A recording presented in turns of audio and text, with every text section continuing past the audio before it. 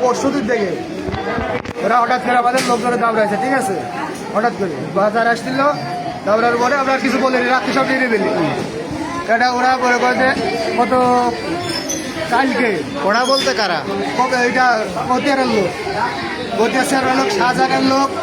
তারপরে গতকালকে ওরা পাইট বের করেছে, আমার 3টা হাসপাতাল আসছিল পাতা পাইটে। আপনাদের গ্রুপ লিডার কেটা? আমাদের কপিল ব্যাপার, কপিল ব্যাপার। কি নাম আপনার? মোহাম্মদ রাসেল।